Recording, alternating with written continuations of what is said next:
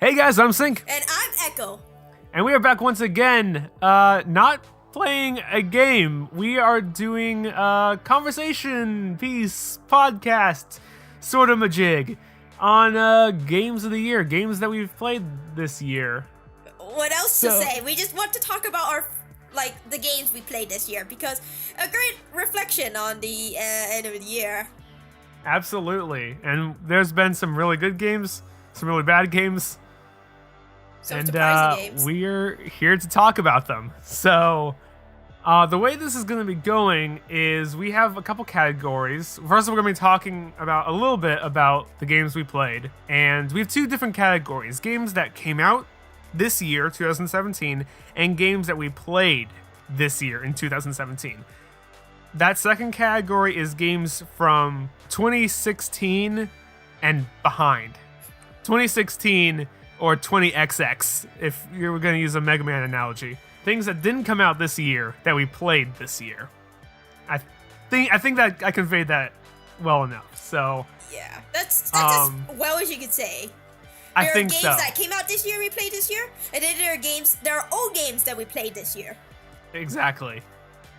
So with that, without going into the other categories that we're going to talk about later, let's talk about what games we played. Let's do games that didn't come out this year. Let's start with that. Do you want to start? I played a lot of games that didn't come out this year.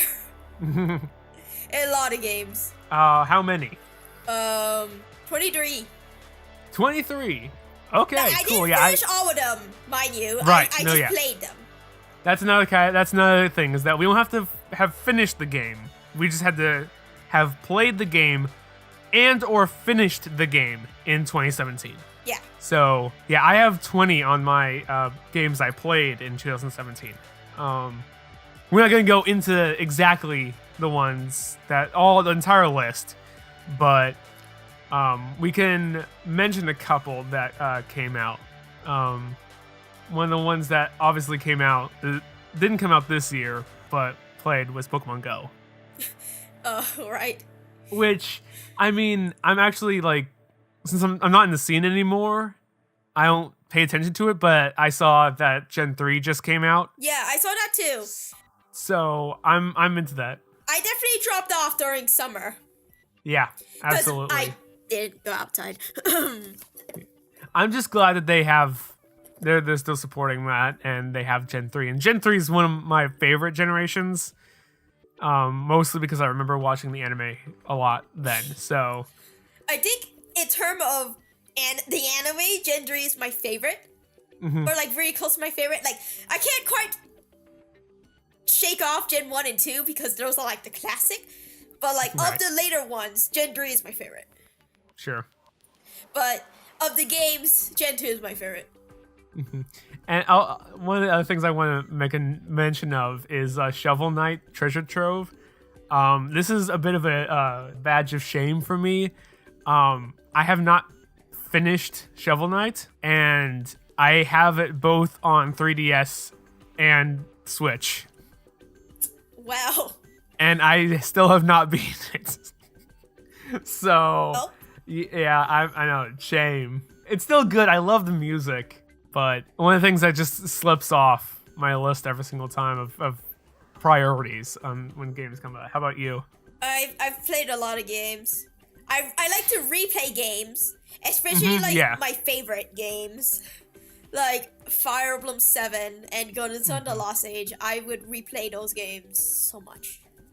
Yes, that's one of the things that I noticed. That the difference between us is that I don't replay a whole bunch of games. I just try to play a whole bunch of games, but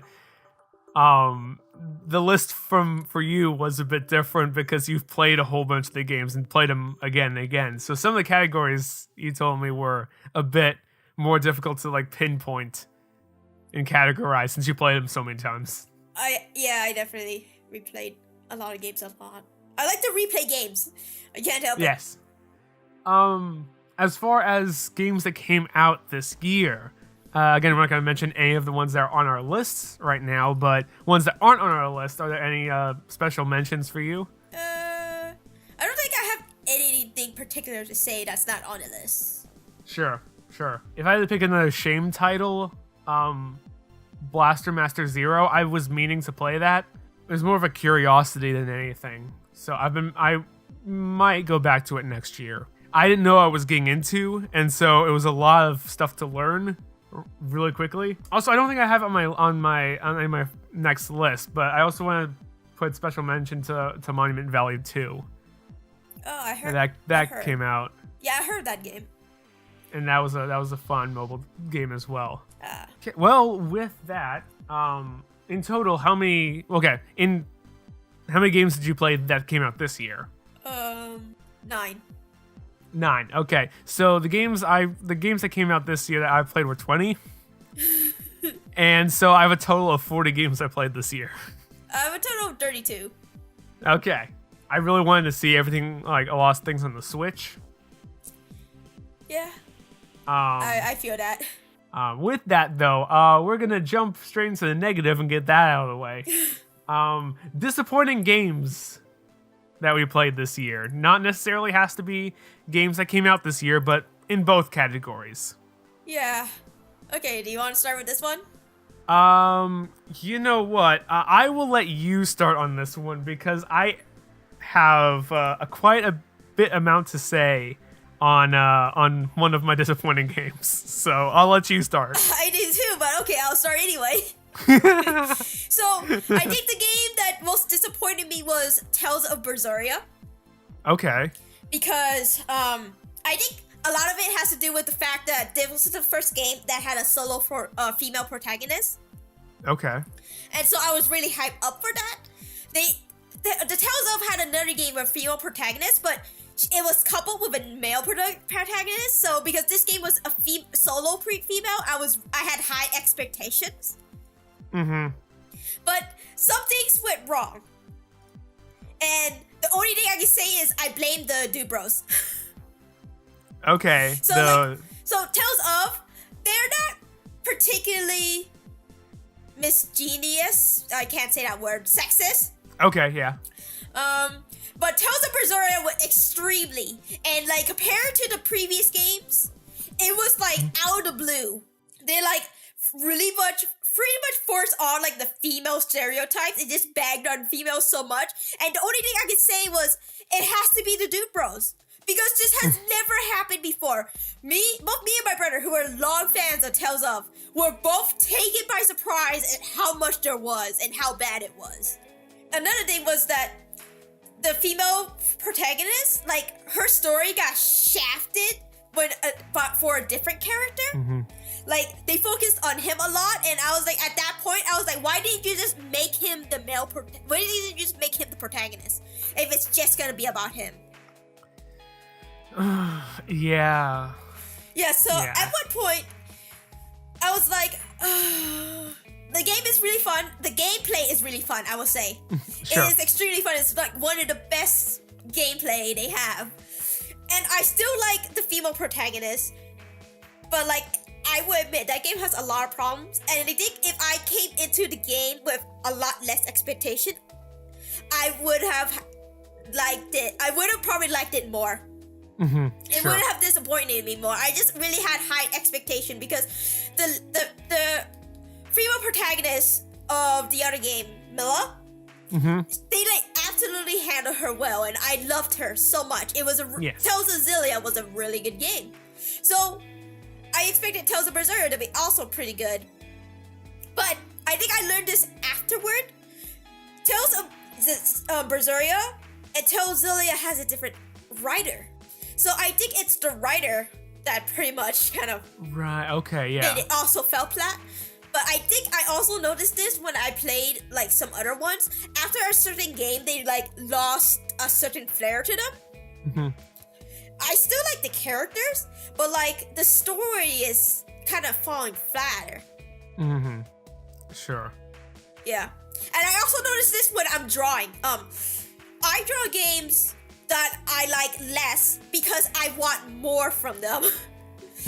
Because I can't get it from the game, I do it myself. I supply it myself. That's why I draw games. Like if you were to ask me, oh, is your favorite game like Tales of Berseria because you draw that a lot? I'd be like, no, it's not my favorite game. I draw that a lot because I want more from it. Because I can't get it, I do it myself.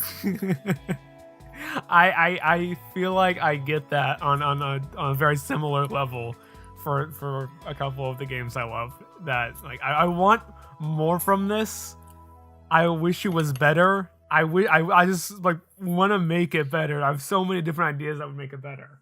Yeah, like But- so because I have the art ability, I Right. just ignore the canon sometimes and just fill in what I want myself because honestly, it make a better story.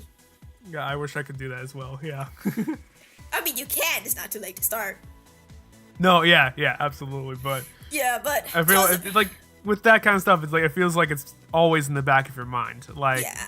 the Always. actual canon is going to be in the back of your head the entire time. It's like, oh god damn it, I'm doing this because that's so wrong. Yeah, my favorite games I do not draw much of. Probably because I'm satisfied with it. They gave me like enough closure Yeah. from like with the ending and stuff that I just don't have the need to create anything from it because I love Right. it. But the games I don't like as much, I create so much content for that. It's not because I like it or like I like it as much as my favorite games, but it's because I just need more. I'm supplying myself with more. That's how it is. Yes. And it's kind of sad. I should really draw stuff for my favorite games, but I'm not because they give me what I want. The games I don't like as much, I draw more of because I didn't get what I want. You're compensating for the studio. Yeah, pretty much. hey, if you're listening to me, if you find my stuff, Namco, hire me. I can probably make a better story than what your current writer is right now. No, yeah, like I said, I also have a game like that, and what you hit on was actually very similar to what I've written down on one of mine. Okay, so do you tell have me yours. Okay. So, first off, do you have another one? Do you have any more? I think that was it. Like the other games I Okay. played was like I didn't have high expectations, so they didn't disappoint me, or they were just actually really good, or it's like Okay. surprisingly good because Sure. I didn't have much expectation. Tales of Berseria was the only game I had expectation from, and a high one too. I probably would have been less disappointed, like I said, if I had not hyped myself up so much for it. Right. I'm gonna start this off with the small one, Oh gosh. which is Pocket Camp, Oh. which I liked Animal Crossing. Oh, I forgot It's about just- mobile games. Yes, mobile games. Yes. I'll let you finish Pocket Camp, and then I have something else to say. Okay. It is just so watered down. Like it gets like half of what Animal Crossing's about, like in the game. But I feel like there's a lot more to Animal Crossing that is missing. Like the characters are always spouting tutorial stuff at you, and I think I've said this before with you guys, was if I can understand a game, I either really enjoy it and I can get into it, say like Ace Attorney, where I'm like in the game's mind, or I understand the game, I know what I have to do to start succeeding, and I get bored of it. And in Pocket Camp, all the other material does not matter except for cotton and preservatives. Did you know there's only 2 animals that give you preservatives? I didn't know preservative was a thing. Yes. In Animal Crossing. There are only 2 animals out of like I think the 40 that give you preservatives, which is really bad. Similar thing with cotton. I think there's more people who do give you cotton, but I just got really bored of that game really quickly, so I dropped that. So what's the mobile game that you had? I think it's not like that big of a disappointment or anything. I just like have some quirk with the main characters, pretty much. But it's Tales of the Rays, and it's a big crossover for like the Tales of games. Okay. And like crossovers, I expect really nothing of, but there's like there's like a plot, you know, and like just two main characters, protagonists, bothers me. I just feel like, I think, especially with the male, I think the female was put there to, like, help for, like, just to compensate for the male. Or, like, just for the main character or something. So the female doesn't, like, bother me as much, but, like, she doesn't have as much character as the male. But, like, they're, like, I think they're, like, setting up the male as, like, pretty much a Gary Stu. Pretty much a Gary Stu. It just bothers me so much. I'm like, but why did you do this? Why are you able to do this? I don't understand. Like, what's your fault that you just wasn't experienced? Yeah. Like, I mean, like, I get he was young and maybe some of the things he would have learned, you know, but, like, it just felt like he knew everything. Right, like, no, he yeah. he was gonna know everything, and I was just like, sure. You're not supposed to be able to do everything. Right, no, and yeah. So that's pretty much my only quirk with it. It's not, like, as big as Tales of Berseria. Right. But I honestly am just playing this for the crossover. So it's more or less the old Tales of characters interacting together rather than the new character, but yeah. No, yeah, I get that the character just feeling too not overpowered but like untouchable. Yeah. I guess is like what the vibe I'm getting from this. Kind of like not like he's not like untouchable in the sense that he's like OP. Because he's not OP.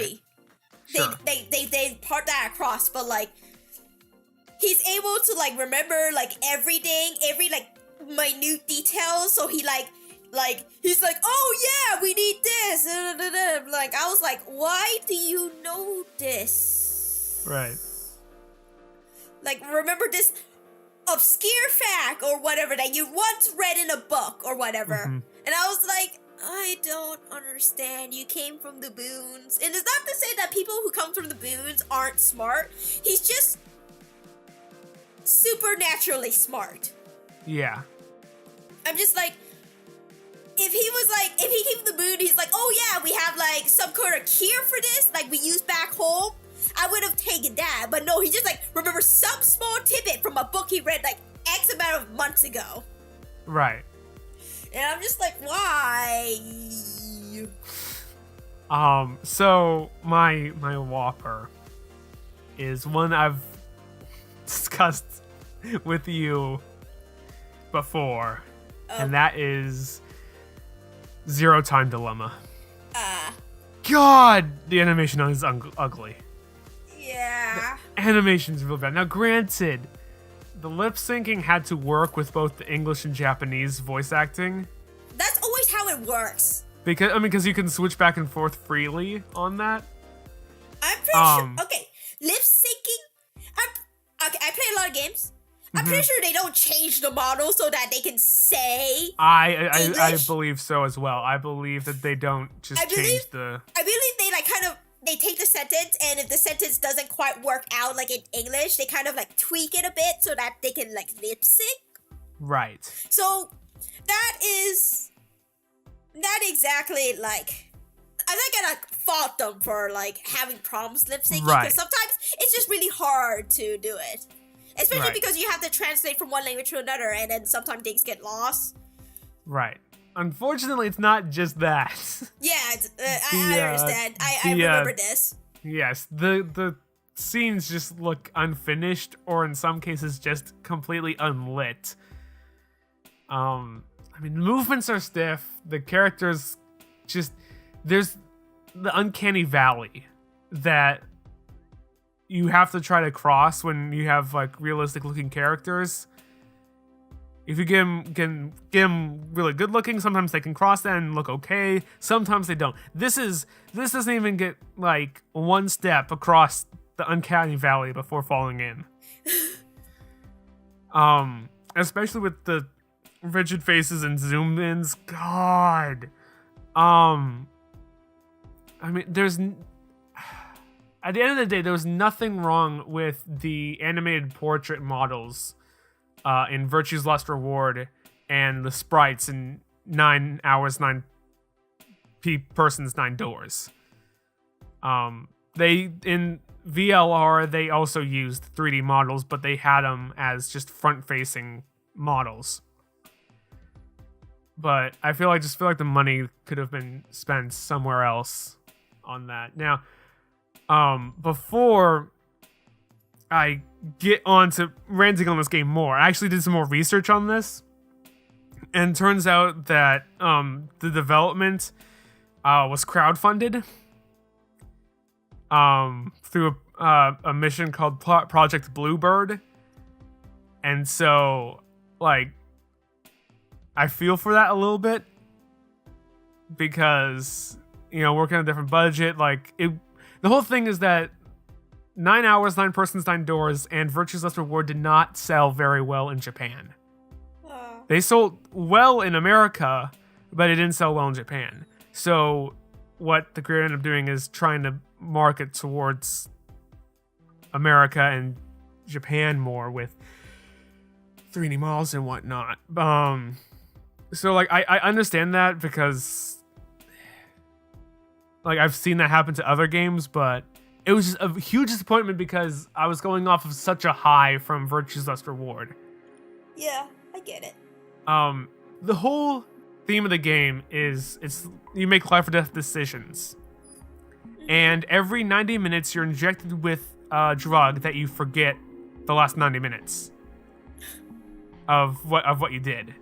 Uh-huh. So what you get is, instead of direct timelines where you follow a set path down, like in 999 and VLR, you jump from place to place. Uh-huh. And you don't get a good feel for the characters. You don't feel like there's a huge story progression. You don't feel the character development as much. You're just disconnected from all of it.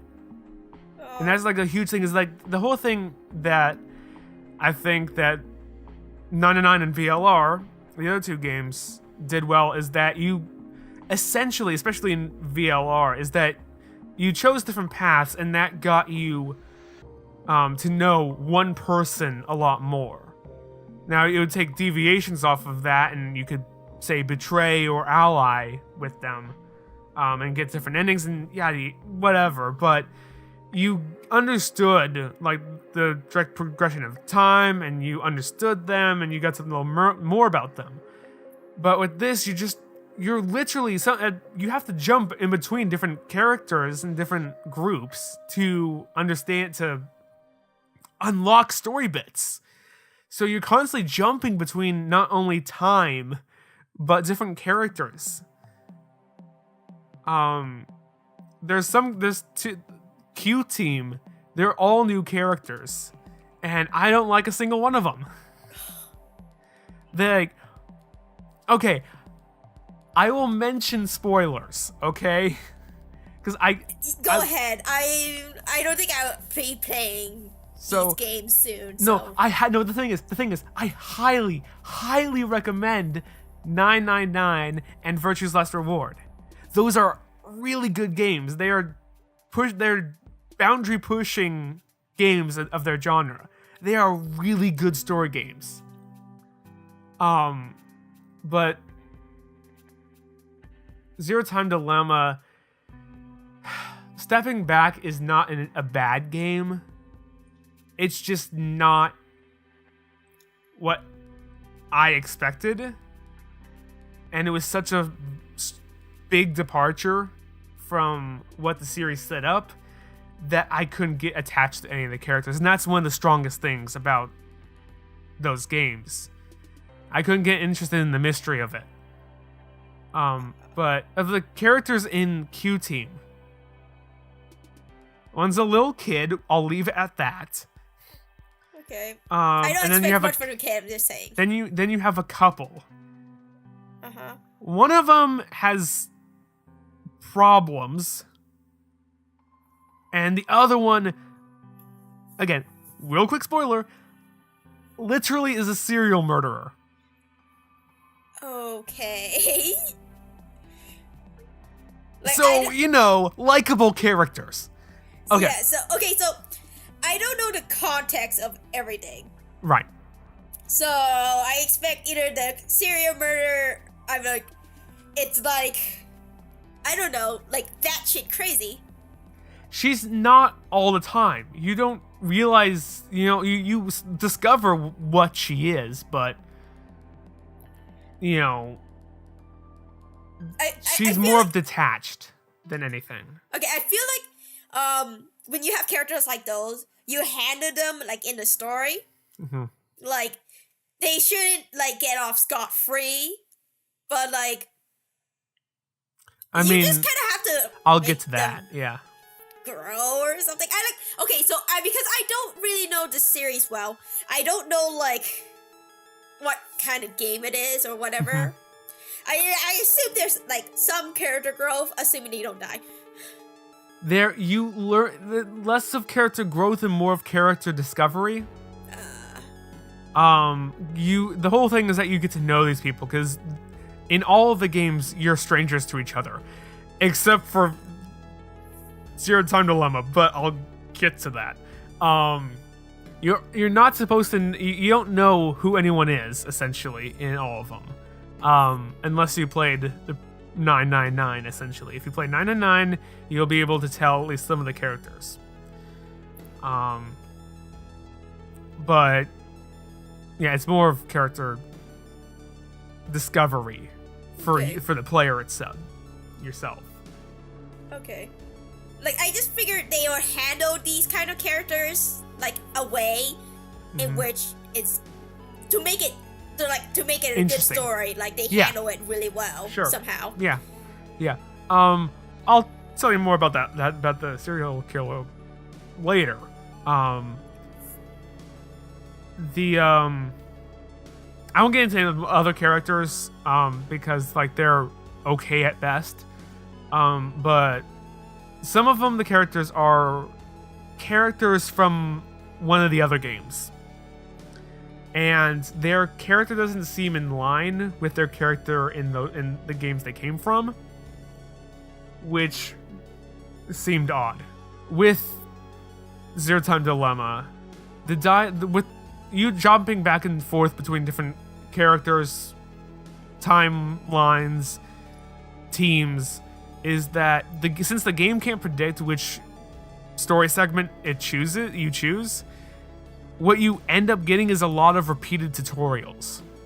And the other games did have a little bit of that, but they all started from the same sort of line, and they all branched off in similar ways, so that if you've seen that segment before, you could skip past it. With this game, since they're all separate, you can't skip them. So you hear the same tutorials and some of the same dialogue between completely different characters exchanged in different teams. Even to the point where someone realizes that someone is missing from the team. You then go to a puzzle, solve the puzzle, realize that the person who's missing is dead. Then the person who is not the main character, the leader of the team, asks you why that person's dead, and you are faced with a life or death decision, because that person who asked you why that person's dead is gonna kill you if you don't give him an answer. This happens once for every single team.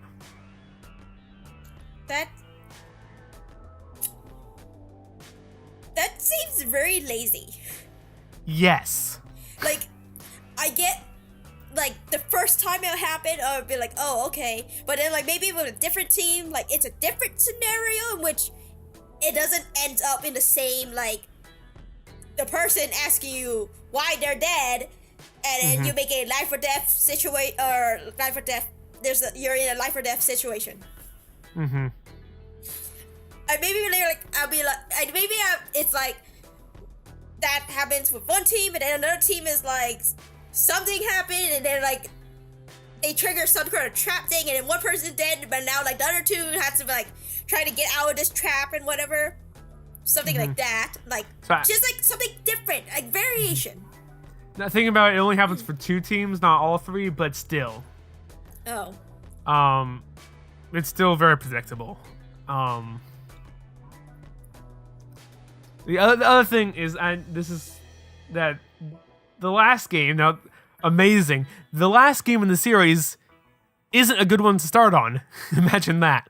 But if you were to play Virtue's Last Reward, the middle game, you would not get any spoilers for 999. Unless you read the golden case files that you can unlock in the puzzle rooms. Mm-hmm. That doesn't happen with Zero Time Dilemma. Within the first couple story segments, major elements of both games are spoiled for you, or you're just told straight out. I'm like, okay, there goes the mystery. I mean, you know, but it was more interesting when it wasn't told to you. Yeah. I think maybe because this was funded differently, it was geared more to the fans rather than newcomers. I agree. I agree. A weaker point on my side, but yeah, it was like, just noticeable. I'm just gonna give a little leeway on that one. Mm-hmm. Like, because it definitely sounds like it was for the fan rather than like yes. Obviously, the other games are the Virtual Last Reward is also for fans, but like, it also could be for new people who just discovered the series. Right. But it just sounds like Zero Time Dilemma is just for the fans. And finally, I'm gonna put up a spoiler warning for this because this is gonna be like the actual spoilers for end game. So when it disappears, you're free if you want to do it. Because I still highly recommend people play the games. Because 999, Virtue's Last Reward, very good games.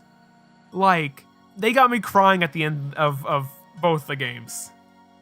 Like, it was very powerful. I love those games. But, God, Zero Time Dilemma was such a disappointment. So, big spoiler. I wish I was joking, but there is no fucking closure.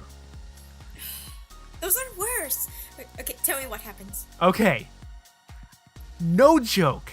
The first ending you get is the one that you escape from the encampment without having to play the game at all. You start the game, it's scripted. You start the game, and you are released. Wow. You choose a coin flip. It is scripted that you choose right, and you are let out. The entire thing from booting the game up to seeing credits is 8 minutes long. Oh my gosh. Which gave me the hardest whiplash I have ever had in a game. Like, I am sitting down, ready to play the final game in this trilogy. 8 minutes in, I'm seeing credits. What the fuck? I would accept it if it was like a random chance and not scripted. Like, you have a 1 in 8 chance of actually getting this ending. Mm-hmm. So it's like just a surprise, you know? But if it's scripted, then I think that's just terrible. The thing is, you go back and do it again, no matter how many times you flip the coin, you're going to be going into the timeline that you play the game. You have to go to the ending at the end of the game to get onto that branch. So, second coin flip. You lose, you play the game. You get all the endings, and finally have things together to wrap up the game. Then you got all the endings, you're good. I won't get into the villain's role because it's actually thought-provoking, and got me interested in his, not motivation, but his line of thinking. But it leads you to travel back into time to when you escaped from the game without having to play it.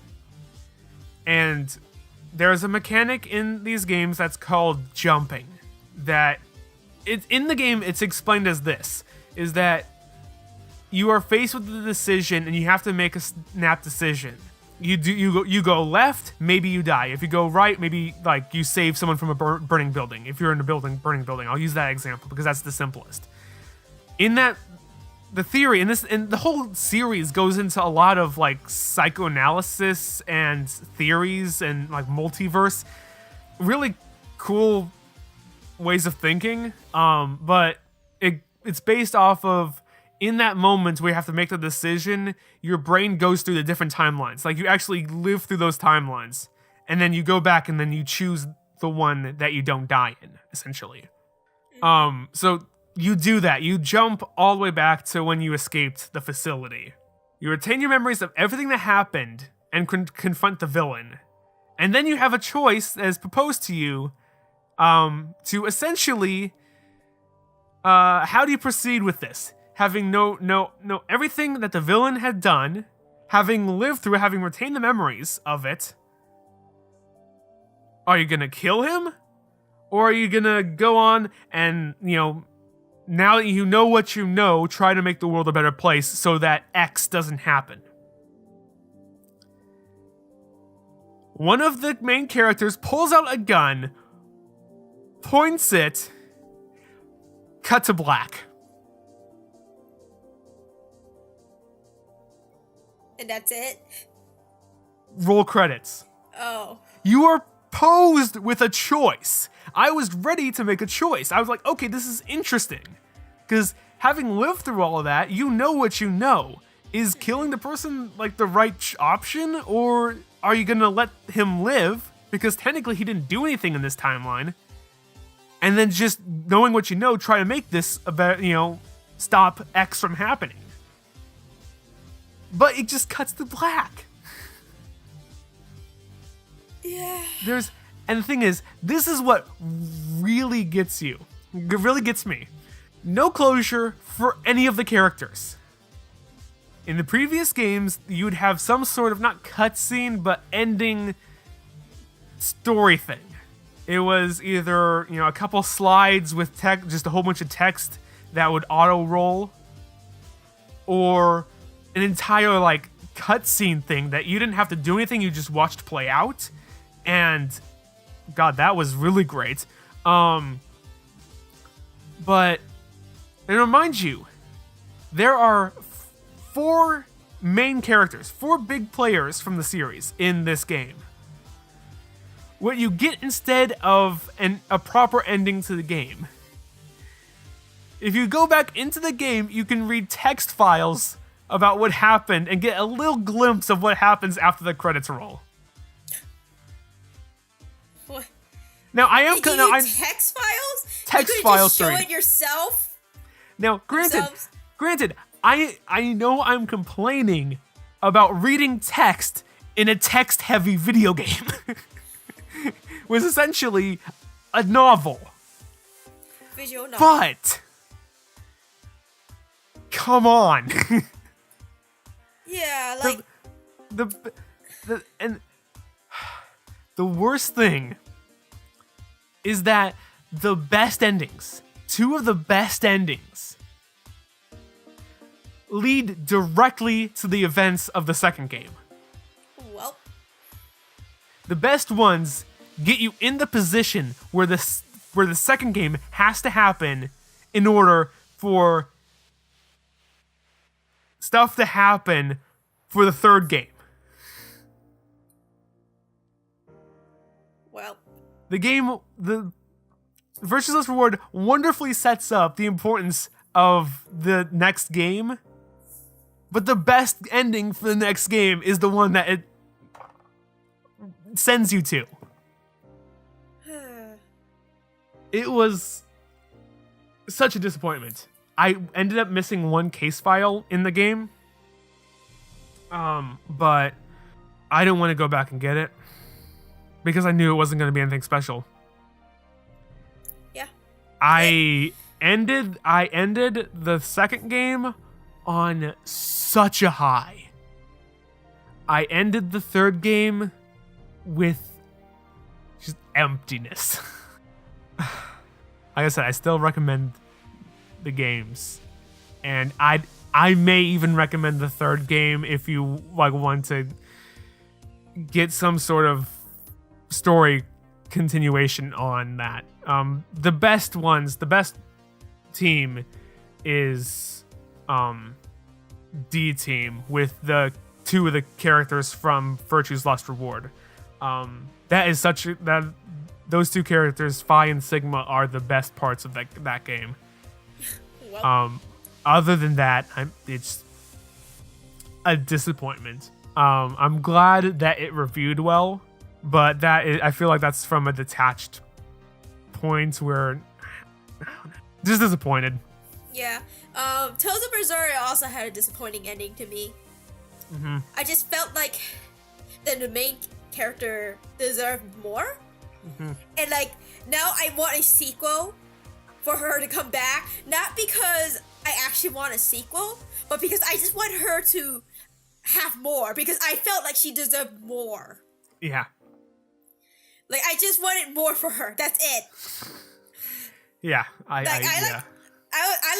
wanted something else to happen, but like it wasn't gonna be like that. And then like I was like just really disappointed in the ending as well. So you're not alone in that. Mm-hmm. So with that happy conversation out of the way, let's talk about surprising games that we played in 2017. I know what you're gonna say, and you know what I'm gonna say, so let's just say it at the same time. 1, 2, 3, Kamiko. Persona 5. How dare you?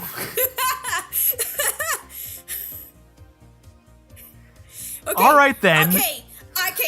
Let me just say this right now. Persona 4 was a really big disappointment for me. Uh-huh. Persona 4 didn't live up to the expectation that Persona 3 did.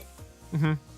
So when I saw Persona 5 and I saw my brother played it, it was like super surprising and I loved it. Mm-hmm. Also, yeah, don't assume whatever. Yes. I have a really bad memory as well. I totally forgot about Kamiko. Okay, well, okay. So, is there anything more you want to say about Persona then? I think I'll go talk about it more when we talk about like our top 5. Okay, that sounds good. Because I know that we were both going to talk about Kamiko. Yeah. But Kamiko was surprisingly good too. Yes. Did a review for it. That is just a really fun game that caught me completely off guard. Like, I went in no expectations at all. And found myself really enjoying playing and running around the world and unlocking things and beating baddies and all that good stuff. Like, that is all around a great game. Yeah. I picked it up because I liked the pixel art that was in the shop. Mm-hmm. It was only $5, so whatever. I had no expectation. I was like, I don't know if this is gonna be completely good or completely bad or whatever. And then like I played it and I was like, this is so good. What? Yes. It's a little nitpicky thing because it's a $5 game. It's not really like something like excruciating. I just wish like there's 3 routes. Like there's a bit of a difference for each route. Mm-hmm. I agree. Yeah. Like it's a $5 game, so it's not like I expect something like Breath of the Wild. Right. So like I'm not like too disappointed in that, but like I kind of wish there was like a little variation. Yes. Yeah. Something to look forward to in possibly Kamiko 2. I would love to see that. I would love to see Kamiko 2. Another short little bite of a game. Okay, missed games. That's games that you wanted to play but couldn't this year. Yes, games that I wanted to play but couldn't or didn't this year that we were meaning to play. For me, it is Metroid Returns or Samus Returns. Metroid Returns. Samus Returns. On the 3DS. Meaning to play that, looked good. Wanted to get my hands in on 2D Metroid. And yeah, anything on your list? It's not exactly high, like, on my list, considering I actually don't play that kind of game, but Mario Odyssey. Like, I will get to it eventually, but it's not gonna be this year. Sure. As a nice romp of a game, it's not long, but that's a lot of moons. Yeah. Like, it's just the whole... Mario is like a platformer, right? I suck at Mario games. I will say this straight up. I'm really bad at, like, platformer games. Did you play a lot of Sunshine? No. Okay. I played, like, the first 2, like, areas. Okay. I did not finish the game at all. I was gonna say, because I'd never played a whole bunch of 3D Marios either, and in fact, I like 2D Marios more, and I didn't exactly get into 3D Land. I played a lot of Mario Sunshine back in the day, and so the controls felt very natural. So that's the only thing I could possibly compare it to. Okay, so I played Super Mario 64. Okay. Or more specifically, the remake on the DS. Right. Okay. Yeah. I played a little bit of that. I finished Galaxy. Okay. But I had so much problems. It's because I usually don't play platformer games, and I'm really bad at gouging, like, distance. And it comes in my driving as well, because, oh gosh, sometimes I'm like, oh, I could have gone, but I didn't because I couldn't tell. Right. So it's like, platformers aren't really my thing, but Mario Odyssey seems like a really good game from when I see you play, from what I've seen my cousin play, from what my brother tells me, that I do want to play it eventually, but it's not going to be this year. Sure thing. Yeah, absolutely. Honorable mentions. We touched a little bit on this before, but games that didn't make it onto our list of top 5 that might have had a spot earlier in the year, or just didn't fit on the top 5. Is this for both new and old? Yes, we're gonna do both new and old. Yes. You wanna go first? Smash Bros. 4 Yeah. and Yes. Final Fantasy Theater Rhythm. Like, those are games that I just played because I was so tired from school that I didn't have, like, the energy to deal with, like, an RPG or anything. Right. So I played these, like, games where I could just play, like, quick stages. And, yeah, they're still really fun. Yeah. And I feel like they should have an honorable mention. Yes. Also, Kingdom Hearts 2.8, which I only played for the final chapter prologue. Okay. Because I am still excited about Kingdom Hearts 3. Yes. Next year. I like Aqua. So, surprisingly, it was hard. Because it was more like, it felt like more of a demo than anything. Because it was definitely like the play tester for like this, what they were going to go for 3. And I still had fun with it though. Just like, I expected nothing because I don't exactly know what's gonna happen because Kingdom Hearts been for a long time. Right. I feel like the games I guess games and movies that benefit the most is ones that I don't have any expectations in. That those games are usually like, I've heard, I can't name which one. I think it was probably a game that I heard people like having mixed opinions on because they had too high expectations. But here I am like, you know what? No, I had no expectations going into this and I enjoyed it. So yeah, that's pretty much how it works. Yeah. Oh yeah, another honorable mention, because I have to stare at my list, is Children of Mana. I played Children of Mana. It was surprisingly fun. It was like a low price of like, it was under $10 when I got it, so I assumed that it didn't do well or something. Or maybe it's because it's because it was a DS game. Who knows? But like, I didn't expect too much of it, but I ended up really liking it. It's a really simple game. It's not like something complex like Final Fantasy. So it's not like I had too high of an expectation for it, but it was so fun. It's something I'll play like maybe just for fun. Nothing like if I want to get involved and invested in like Breath of the Wild. Sure. Yeah. Absolutely. For me, I'm gonna start with Puyo Puyo Tetris. Oh, that. Yes. Unlike you, I bought the copy of it. I played the demo. I think I probably could have gotten just as much enjoyment out of the demo instead of buying the whole copy, but I learned two things. One is that you are good at Tetris, and I am really bad at Puyo Puyo.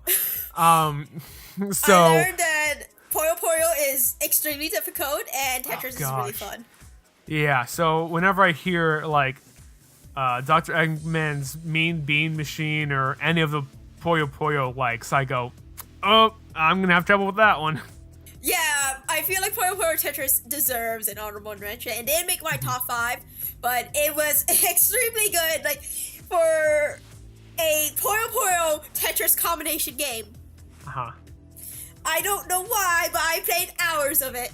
Yes, it is. It's a good combination. You get two very good puzzle games, and from what I could tell, if one person plays Puyo Puyo and one person plays Tetris, and they have just about the same skill level, you can actually get a really good like even battle between the two. So, yeah.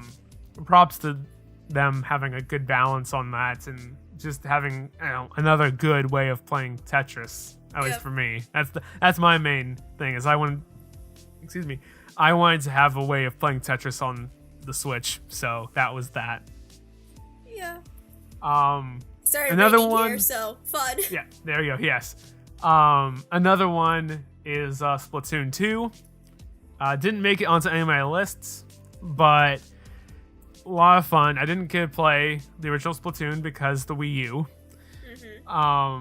Had a lot of fun. I played that very regularly for a couple months, but that just dropped off eventually, and I haven't picked it up since. I'll probably pick it up again at some point. I've missed out on several Splatfests now, so we'll see how that goes. I feel like I thought I would get more mileage out of that game than I did, but it's there for me to play and pick up whenever I want. So, and now that the posts aren't connected to Miiverse,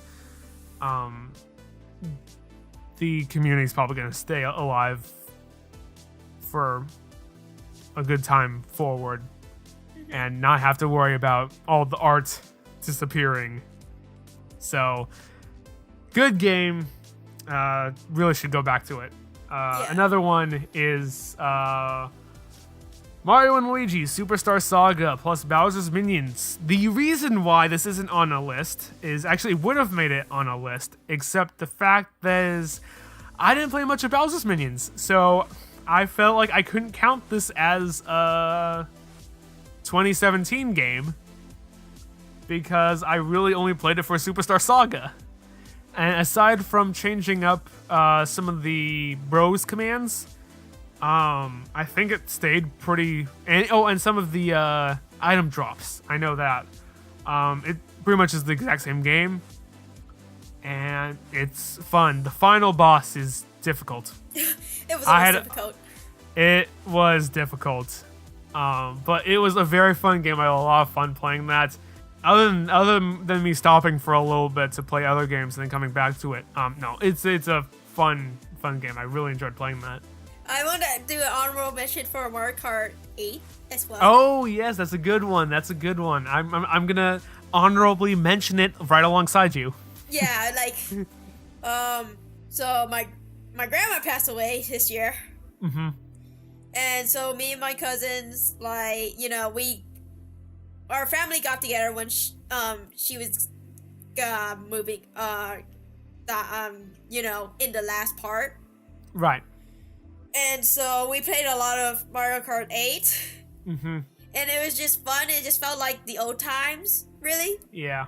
Back when we were younger. That's good.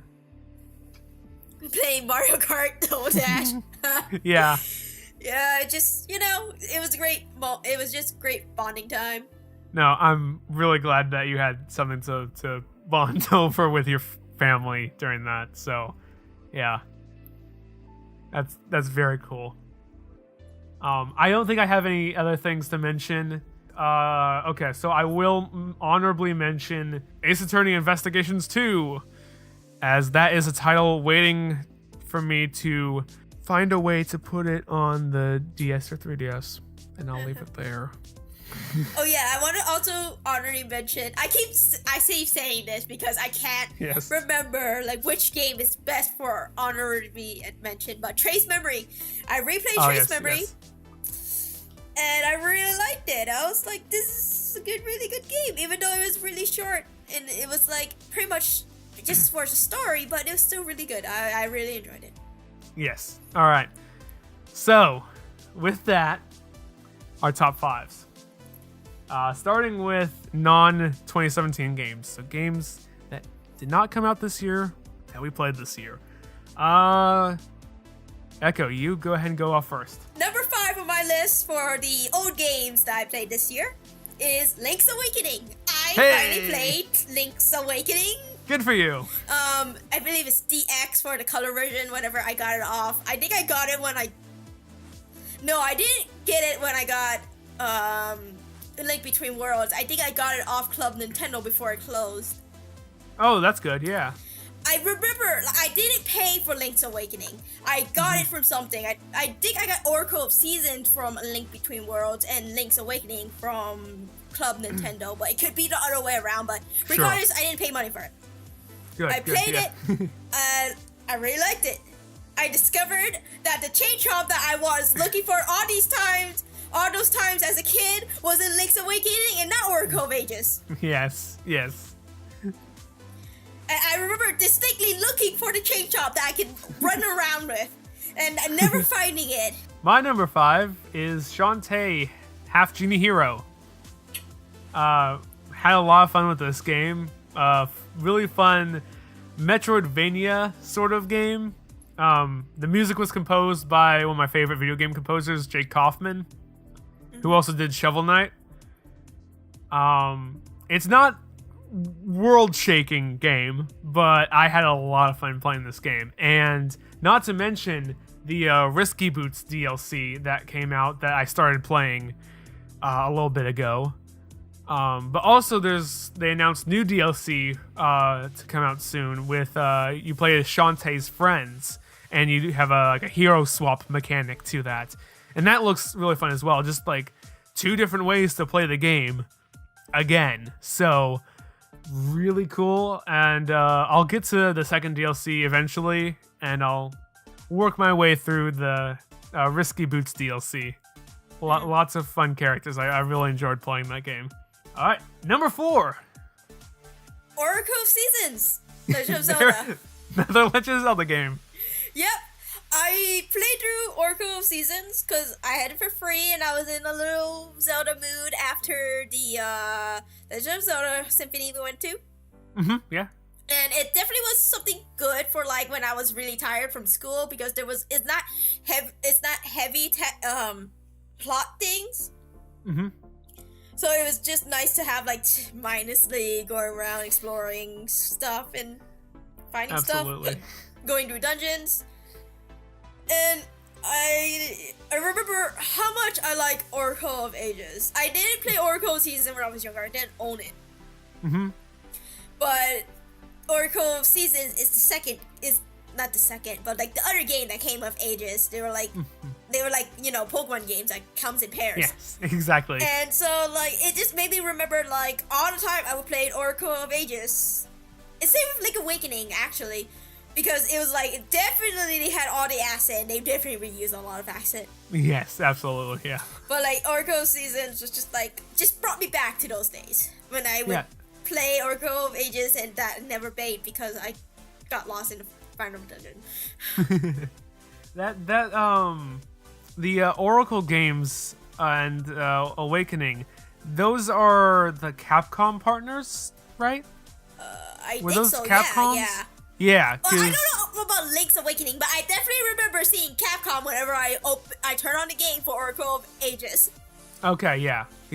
That's what I thought. I think I knew that the Oracle games were Capcom ones. Yeah, I really have a fondness for the Capcom Legend of Zelda games. They do good Zelda games. I guess that's what happened when you have two companies working together. Yeah. My number 4, which was number 3 until I thought about it more and rearranged it. Ace Attorney Spirit of Justice. I bumped it down because honestly I don't remember too much of the game. And also I didn't finish the DLC. But I really loved how Apollo's character grew in the series and then came to a conclusion at the end of this game. And the entire time I was playing it, I had like a lot of like really warm, fuzzy feelings since it feels like I watch these characters grow up. Because like they don't all happen like right after each other. So you're gonna, I think you probably know one of these characters, but there's a character that you'll meet in Justice for All, who makes an appearance in Spirit of Justice, and she's a lot older, and she's acting a lot more mature. And I go, oh, I remember when you were like this sweet little child. Look how much you've grown, sort of thing. Like, I really love the characters. Like, those characters have been written so well. Like, I'm very attached to these characters. And so I had a lot of fun watching the story play out and just playing the game. The stakes were higher than they had to be, but, I mean, it's just fun being in court, which is something you don't hear too often. Yeah. I can't wait to get to Spirit of Justice, actually. Mm-hmm. Yes. Because I'm like just super excited about that one. All right. Number 3. Final Fantasy 9. I was going to say, if you were going to say another Oracle game, I'm going to say there's a pattern here and there.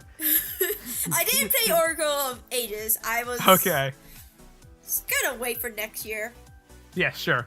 So we'll see on next year's list. Yeah. So, Final Fantasy 9. I replayed Final Fantasy 9, and actually I started replaying it in spring, and then I finished playing it in summer. Okay.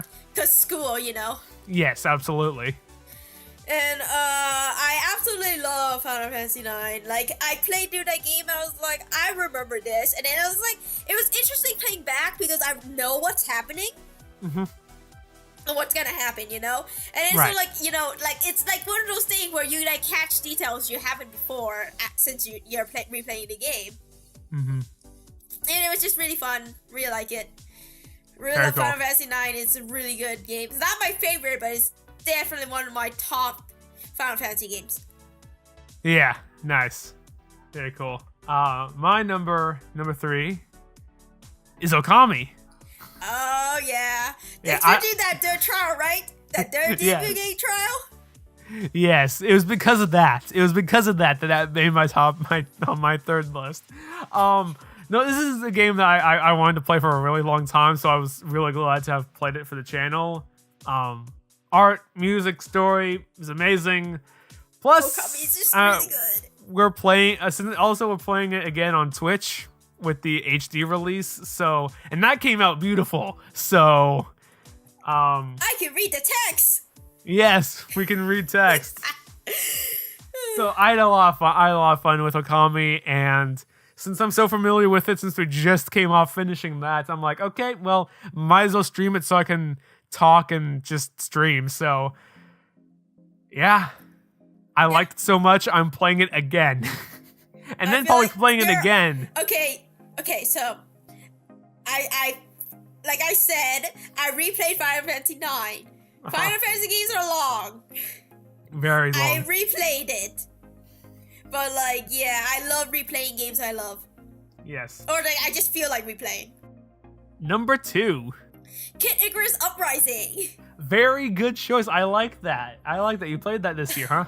Yeah, I think I was just during summer, I was bored. Or like, I just didn't want to go downstairs to play console because honestly, I like to stay in my room, and I've been playing console for a while.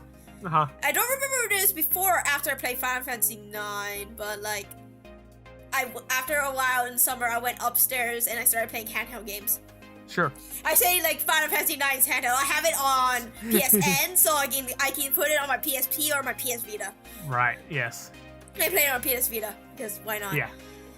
And so I played Kid Icarus Uprising, and I totally remember why I love this game. It's so good. It's so funny. Yeah. I love this game so much. It was why I made Dark Pit. Yes, that I love how well written that game is.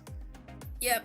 Very memorable characters. Yeah. One of my only my only core, I think that's the right word about it, is it's nothing really big, but like, because spoilers, I don't know, should I say spoilers? Dark Pit is like pretty much like was created because as Pit's mirror. Yeah. From a mirror. Yeah. It kind of bothers me that he's not like inverse of Pit, like the style and like his clothing and stuff. That would be funny, yeah. Like, honestly, my headcanon is like he actually is inverse of Pit. So like if Pit has like the little badge thingy on his left shoulder, which I don't remember his left or right. Dark Pit would have it on his right. And his hair would be like, I just want him to be like the inverse because he came from the mirror. Right. It's nothing big. It's just honestly just something I really want. Right. My number 2 was Ghost Trick Phantom Detective. This was such a good game. So, basic plot for those uninitiated. You are dead. Who am I? Why did I die? Who killed me? I'm a ghost. I have object manipulation powers. I can go back in 4 minutes to save people who just died, and I have till dawn before my spirit leaves Earth. Go. It's a lot more involved than the Ace Attorney series, like doing more. There's puzzles, and you're more like interactive in like the story and whatnot.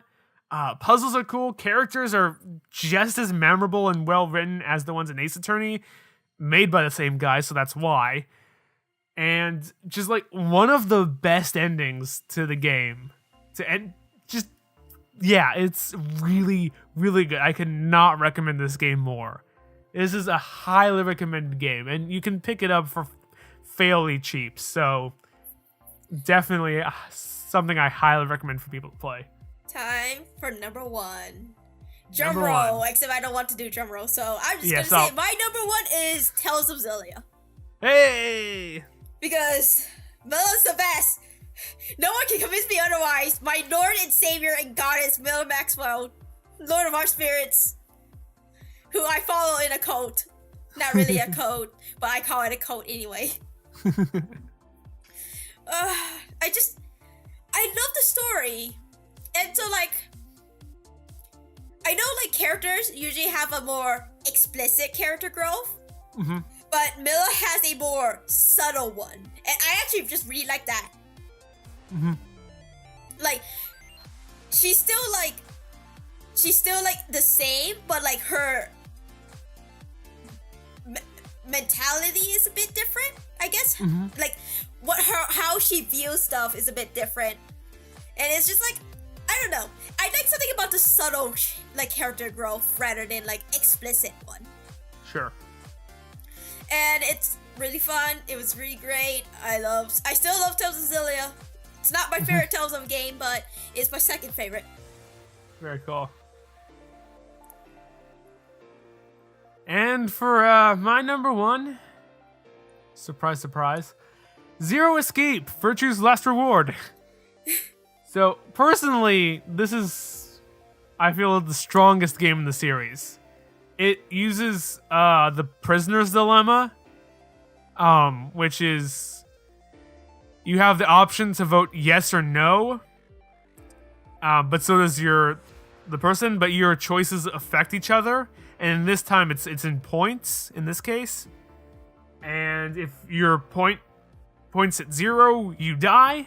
And if your bracelet hits 9, you can escape through the 9 door. The characters are really memorable. The visuals, the music's well composed. The music's like super tense, super eerie. The cast is very colorful. Incredible murder mystery survival escape game. Does an amazing job of upping the stakes from the previous game and making the player excited to know the rest of the story. I highly recommend this game. If I have not said that enough times, I really enjoyed Virtue's Last Reward. And so that is my game of not the year 2017. How can I word that differently? My favorite game of the year for 2017. My 20XX game of the year for 2017. There we go. Yes. Okay. So with that leads us back into top 5 for games that came out this year. You started off the last list, so I'll start off this list. My number 5 is Wonder Boy.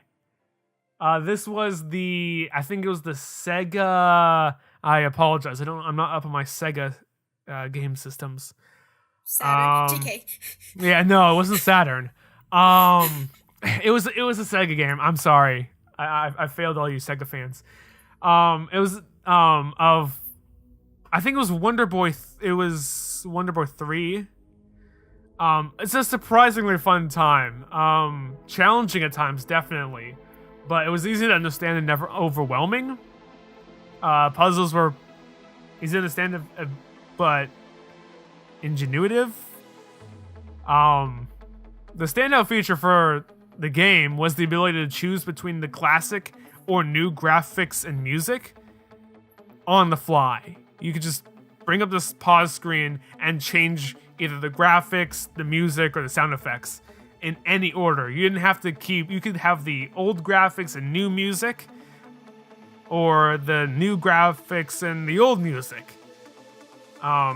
Very clean animation, very bouncy, fun. A lot of fun playing that game. I played it early on in the Switches when the Switch came out, but still have fond memories of playing that game. Yeah. Okay.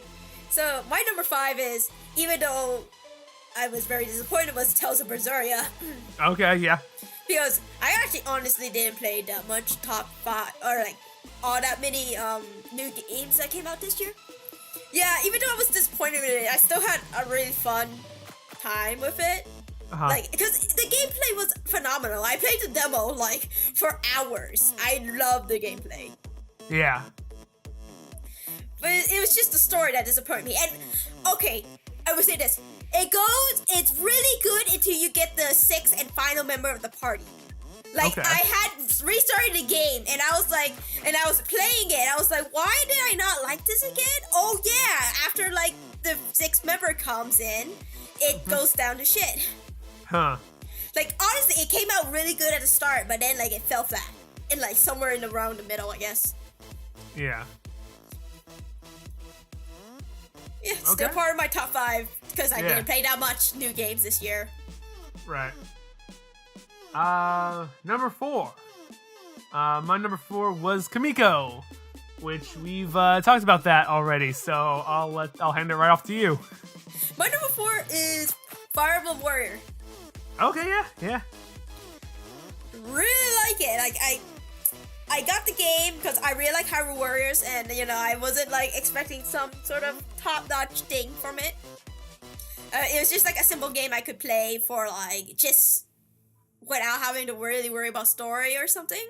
Mm-hmm. Except there was a kind of a story, and but you know, it's still something I could play for fun. It's really fun, and I really like it, and I just really like seeing my favorite I just like seeing the Fire Emblem characters in 3D models. Honestly. Yeah. And I guess the only downside is that it's just from the newer games than the first game, except for one character from Fire Emblem 7, Lyn, my lord, my first lord and my only true lord. But like, I just would have liked to see some of the other characters from other games, you know? I know like the new games are like the most current ones, so people know them, but I still would like to see like some type of homage to the old games. Sure. My number 3.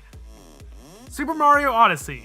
I originally thought it was going to be my 2, but actually thinking about it, bumped it down a little bit. A lot of fun. Open world. Ending was great. I got a lot of laughs out of the ending. That ending was something else. That was, Poor Bowser. well done. Poor Bowser. He always gets the short end of the stick, which means he usually doesn't get any stick. Costumes were a lot of fun. The worlds were pretty darn cool. I started getting tired of the slog after about halfway, but was pulled back in with the ice level. Because you could do something like really cool with the race. Also, some things just didn't feel like they belonged in Mario. Name say the dragon from Dark Souls. How about that T-Rex?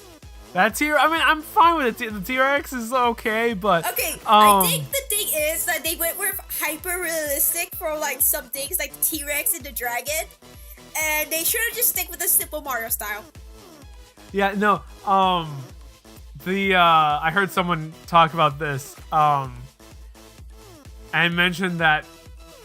Does this mean that there is a race of 1950s era office workers as a race now? As like a species? Like you've got Koopa, Goomba, the stars, like the Lumas, and then 1950s office worker. Oh my gosh. Oh my god. You're right. They're all office workers for some reason. Yes, they're all in business suits. Well, mind blown. Yeah. But overall, it's not a game you need to focus on. Which makes for a very good podcast game. Just like listen to a podcast and just go around Odyssey and collect moons. But overall, it was fun. I just wasn't blown away by it. Overall, 7.8 out of 10. Too many moons. You're number 3. Breath of the Wild. Hey, Breath of the Wild. Yeah, Breath of the Wild had to go up the top 5, but like there's 2 games that beat it, honestly.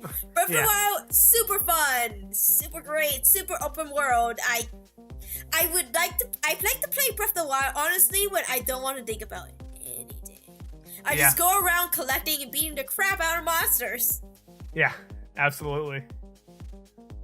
Yeah, like after, like, when I first finished the game, like, I had no, like, incentive to go back to play it because, like, I finished the game. Like, honestly, the main plot was what's getting me going.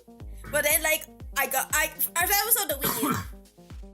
Then we got the Switch, and I got on Switch, and it was just, like, I just spent more time, like, actually going around collecting stuff on the Switch. And it's just really fun. Yeah. All right, number 2. For me, that's Mario and Rabbids Kingdom Battle. Oh, yeah. This game will forever be in my mind as the game that initially had me thinking it was the dumbest idea ever, but then finding out more about it made it the best idea ever. I consistently had fun playing that game. It was challenging. I love the music, composed by Grant Kirkhope. The Rabbids were not annoying, and this is coming from someone who absolutely hates every single fiber of the minions. Dialogue was tongue-in-cheek, and from time to time, and the last 5% of the game was hard. But overall, it was rewarding. It was fun to collect secrets. I never found myself bored with it. I'm looking forward to some DLC for that, but that was a genuinely fun time, and that was great. I love playing that game, and that's my number 2 game of the year. Yeah, okay, cool. my number 2 game of the year is Nier Automata. I was wondering when that was going to make an appearance. Yes, I absolutely love Nier Automata. It was like, I was interested because I saw the graphics and it looked beautiful, but then my cousin let me play like the first hour or 3 hours of the game and I was hooked. The game was really fun. The graphic was amazing. Music was amazing. It won music game of the year. Mm-hmm. And oh my gosh, it was so good. I had the soundtrack. I shipped 2B and 6-0 so hard. Yeah. He's out for like one side quest. I love that game, and it's just like the world is really interesting. Like I started after this game. I like took a look in the other games that Yoko Taro made, and holy shit, everything's so obscured. But apparently that's his style, to make these obscured ass games with multiple endings, and then apparently make a sequel based off of one of the endings as its own separate entity series, because that's how Nier was created. Yeah, no, I've heard about that. Yeah, I think I told you about that because I had to rant to something about it. Just obscured, like, what? Just from one of the series, you take one of the endings and then it goes to another series. Yeah, absolutely. Yeah, and it's the thing is, they have nothing to do with each other except like the event of the ending caused this. Yeah. All right. Game of the year. My game of the year. Legend of Zelda Breath of the Wild. Not surprised. Yeah. If over 250 hours and rising because of the DLC doesn't explain it enough, that is one heck of a masterpiece of a game.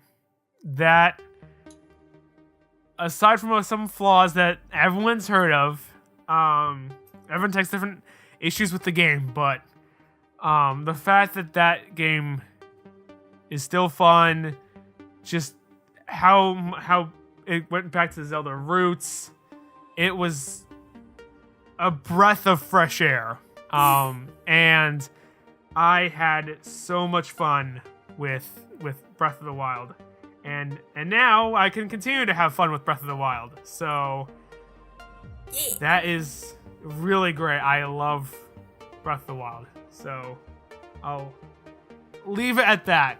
That is my game of the year. Okay, my game of the year is Persona 5. Hey. Like I said, like Persona 4 left like a lot to be whatever, and before I didn't really like the battle system for Persona series. Like even with Persona 3, I just liked the game, but I hated the battle system.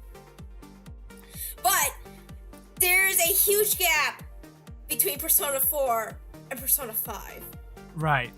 I mean, time-wise, Persona 4 came out in 2008. Persona 5 came out 9 years later. Right. So that time they have improved on a lot of stuff.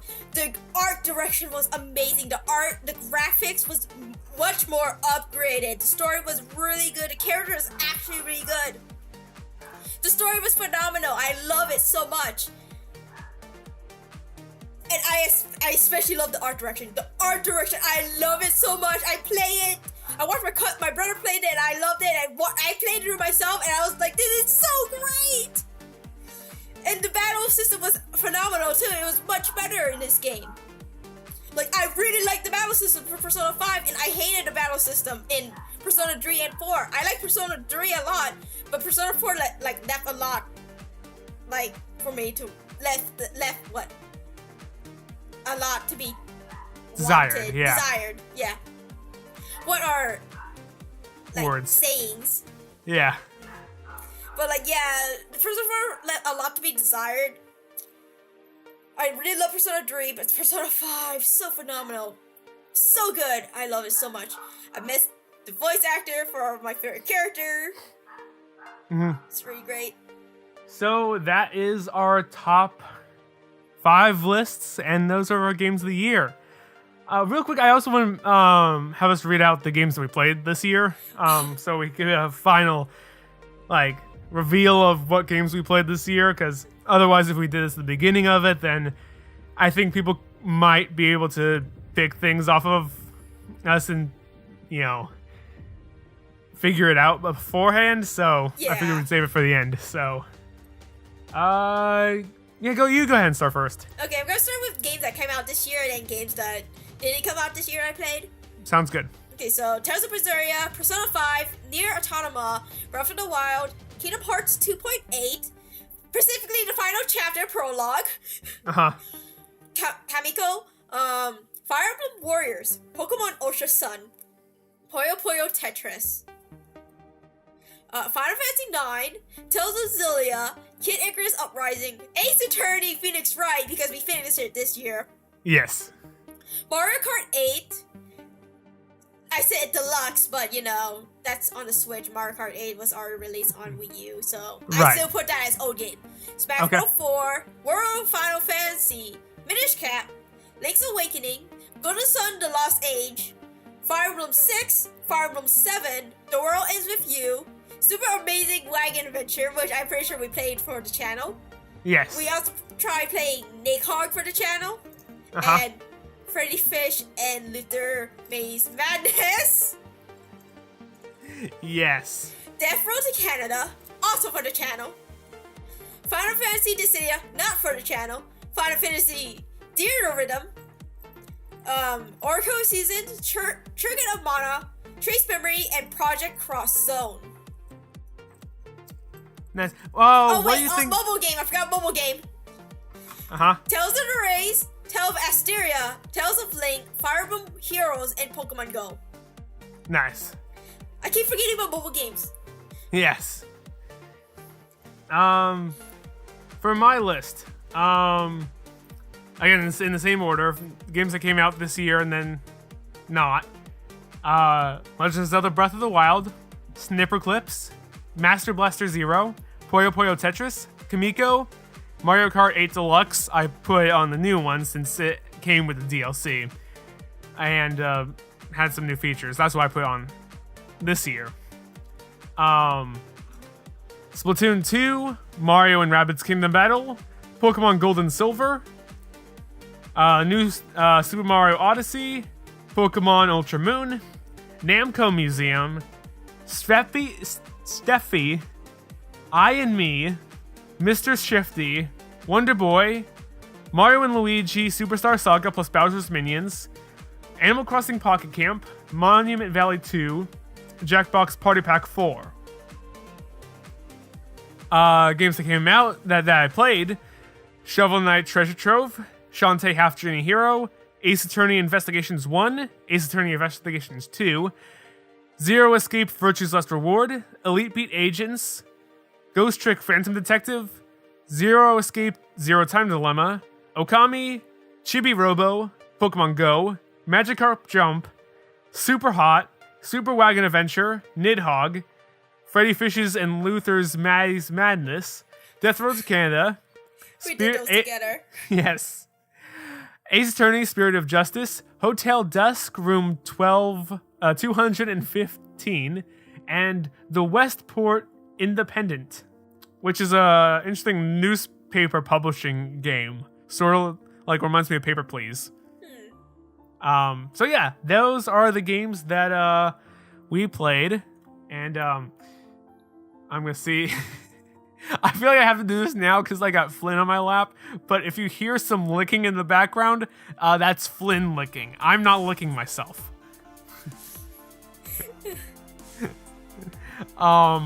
With that, I think that wraps up Game of the Year discussion. So with that, hope you enjoyed.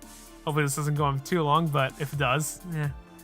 And hope to hear, say if you guys got Game of the Years, have a top 5, you can put that in the comments. But until next time, whether it be Let's Play or if you come back again next year for top 5 Game of the Years next year, we'll see you guys then. Bye.